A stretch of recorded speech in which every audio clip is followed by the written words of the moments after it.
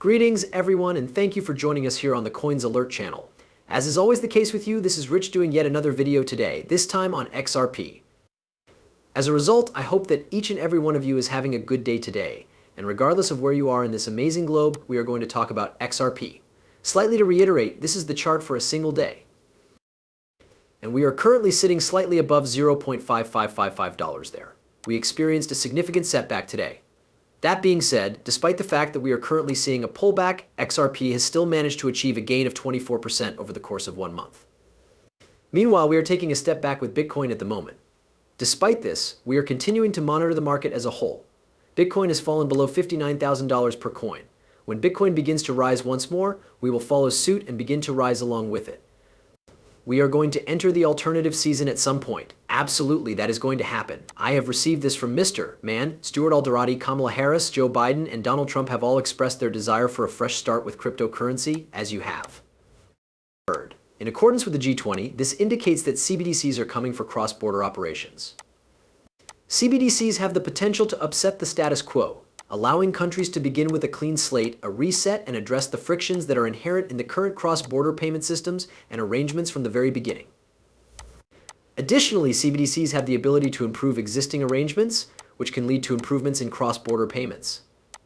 When it comes to accomplishing its roadmap goals, the G20 should make it a top priority to investigate the role that CBDCs play in international payments, because it is one of the most effective methods to do so. It is currently common knowledge that even Donald Trump is aware that we are moving toward a digital system, and here in the United States of America, we have no choice but to make the transition to digital.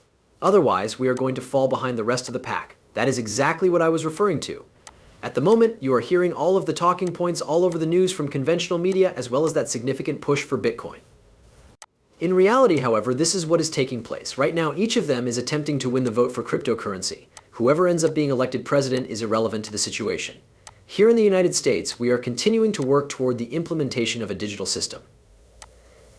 Ripple's efforts to obtain regulatory clearance for RLUSD are brought to the attention of fans of XRP. Regulatory permission has not yet been granted to RLUSD nonetheless. Ripple is currently working to obtain regulatory approval. On the other hand, I would like to make it clear right here why.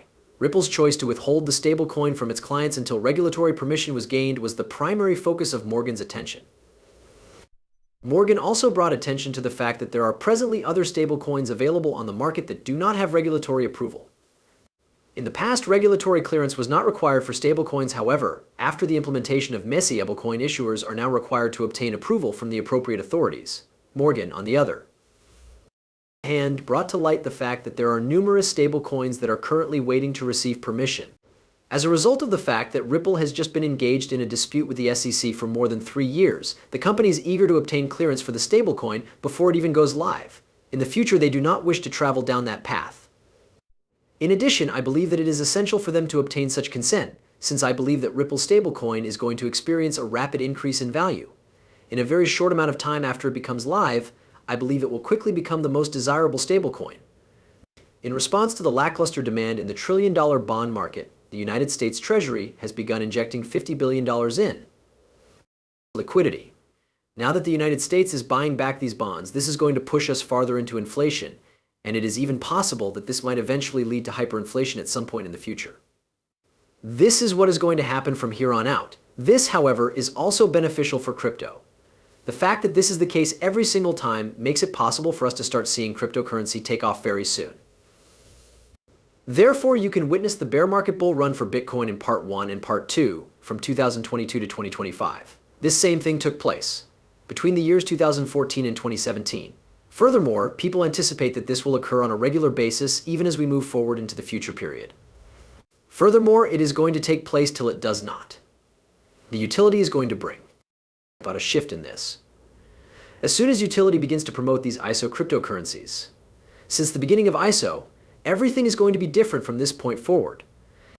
In addition, if you begin to observe XRP operating on all of those Ripple rails, everything that is associated with cryptocurrency is going to undergo a rapid transformation.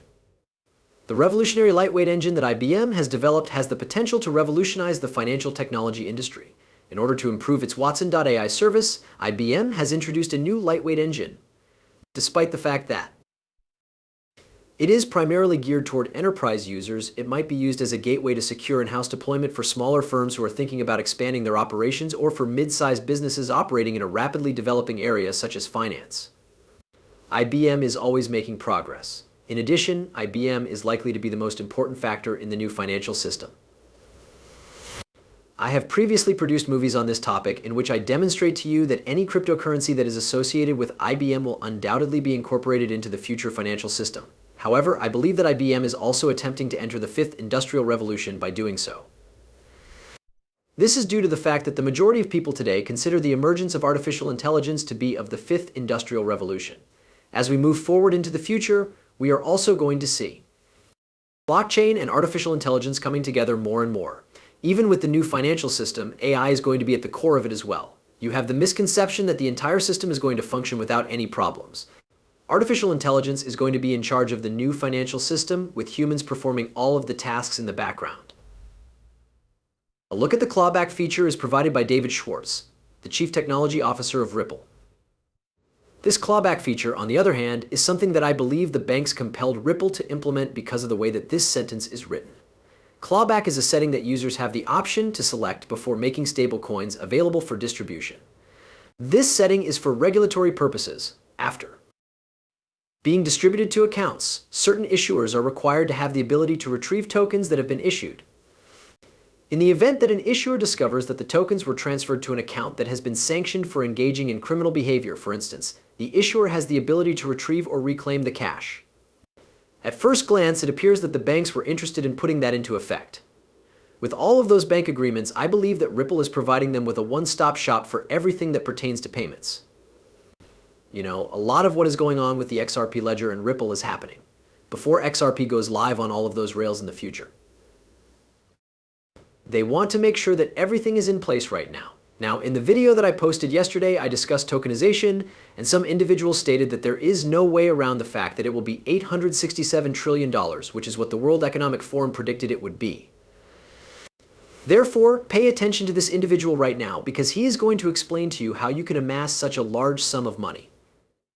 At some point in the future, every single stock, every single bond, every single currency, every single commodity, every single piece of art, every single bottle, every single bottle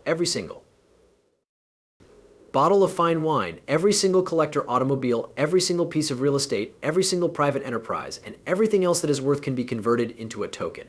Specifically, this evolution and this acceptance of technology. The fact that everything of value will be represented by a token on a blockchain cannot be considered a revolution, rather. It is a progression of technology. Nothing at all, not even a cent. The item is a line item in a public ledger, to put it another way. The entirety of what is valuable will be that. In addition, every single valuation transaction will be placed in digital assets. There is no requirement for the pieces of paper. Make sure that the whole DTCC, which handles $1.8 quadrillion annually, is eliminated. The number is quite substantial.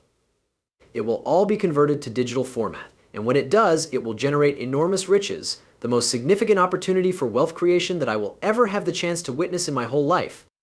It is important to take note of the fact that he even stated that private companies will have tokens on the blockchain. It is therefore everything. There is also the possibility that your assets could be tokenized on a blockchain. Can you recall this? In order to contribute to greater financial openness, you should register all of your valuables in a common EU registry. Your gaudy Rolex, your bank accounts, your shares, your automobiles, your precious metals, your Bitcoin, and your pieces of art.